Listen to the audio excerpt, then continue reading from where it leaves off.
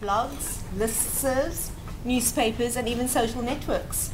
Professor Spiegel, we've accepted your friend request. We are concerned CAS students. Yes, we exist. We're not just virtual personalities on the World Wide Web. We are your students. And we are against the disestablishment of the Center for African Studies. Today we come to this forum as students, clients, and stakeholders of the University of Cape Town, an institution to which we are deeply committed.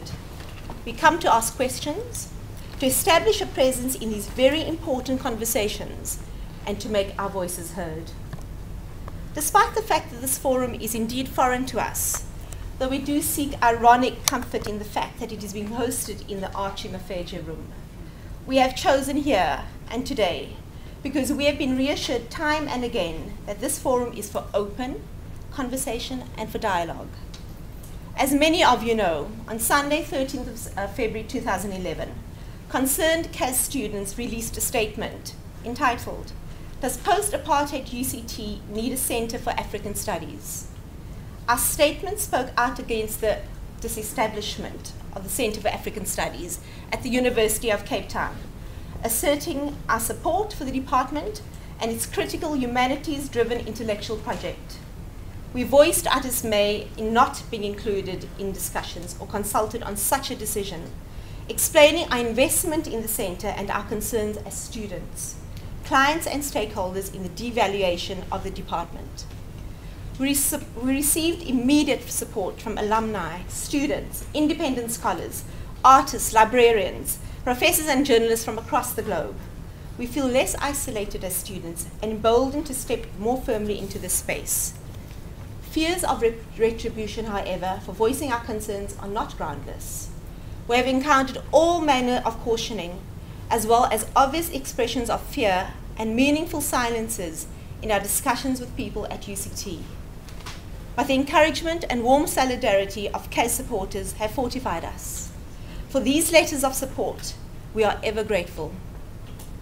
In their commitment to legitimizing our cause, supporters have mobilized in solidarity, offering experience, wisdom, and expertise, and inspired hospitality to us nameless students. Nonetheless, as UCT students, we feel it is legitimate to ask, why are our colleagues, our professors, our leaders, and our administrators afraid to step forward to discuss and debate issues openly? Perhaps more relevant to our position today as students, how can we engage in a university that does not openly announce plans of departmental disestablishment?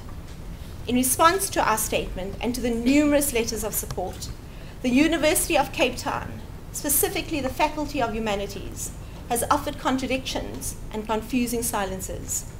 The most recent statement by the Dean of the Faculty of Humanities at UCT, February 21st, 2011, states, and I quote, "Claims have been made that CAS and all its courses, programs, exchange links, intellectual activities, and so forth have either been or about to be closed down, and that students have been excluded from discussions on the matters. This is completely untrue," close quote. We would like to clarify that at no time did concerned CAS students make such a detailed statement. We could not. After all, we have been left out of official conversations about the future of the Center for African Studies and therefore lack any details as to what exactly is being decided without our input as universities, students, clients, and stakeholders. Rather, we spoke out about the disestablishment of the Center for African Studies, which we are all here to discuss today. The February 21st UCT statement continues, announcing the possibility of the new School for Critical Enquiry in Africa.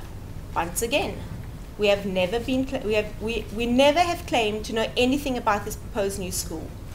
Quite simply, we once again were not informed or consulted, despite the fact that discussions have been taking place for an entire year.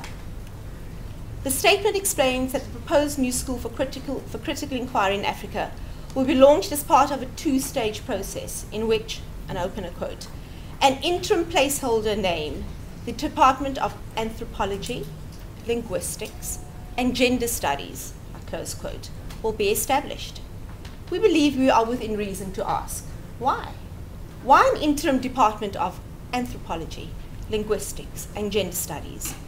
Why is it necessary if the ultimate goal is to establish an Africa-centered school? Why does the Center for African Studies need to be disestablished at all? Because we are a small department? Quite frankly, we find this puzzling. From here, we turn to the February 22nd document, the revised discussion on departmental mergers, which states that, open quote, the Faculty Forum is invited to debate the following proposal. 1. To disestablish AGI, CAS and SAN as independent academic departments with effect from December 31st, 2011, close quote. Once again, we are confused. How does this statement serve to reassure us as students and again as clients and stakeholders of this university that the Center for African Studies as a department, as an intellectual, creative and scholarly space will continue in its current form? We believe that a two-step strategy requires trust, a history of transparency and respect for student input. Given the fact that all UCT students have been left out of years of conversation, not to mention the faculty's history of downgrading our department, we quite honestly do not have this trust. Therefore, we stand here today against the disestablishment of the Center for African Studies. For us, this is non-negotiable. As is evident, we seek answers and want our voices to be included in conversations about the future of our department and indeed our university. However, our questions remain unanswered, despite requests for historical documents and our willingness to research and assess more than 6 years of discussion. The Faculty of Humanities has made it quite clear that our namelessness prevents the institution from sharing such documentation with us. In this regard, we ask, is UCT not a public institution, accountable to all its stakeholders? Paired with the overwhelming contradictions in explanatory narratives, this lack of transparency does not instill a climate of, and I quote, open discussion and debate, close quote.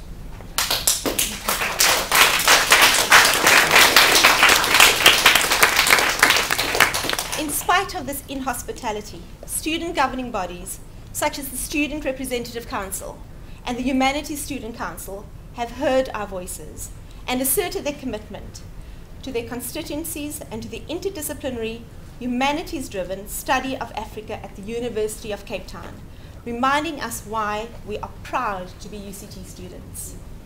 To the University of Cape Town and the Faculty of Humanities, we urge you to listen to your students and hear them, to include them not as subjects, but as fully fledged citizens in your Afropolitan vision. If a new school is what you want, make sure that it is the very best that the University of Cape Town can offer. South Africa and indeed the world is watching. What do you want them to see? Thank you.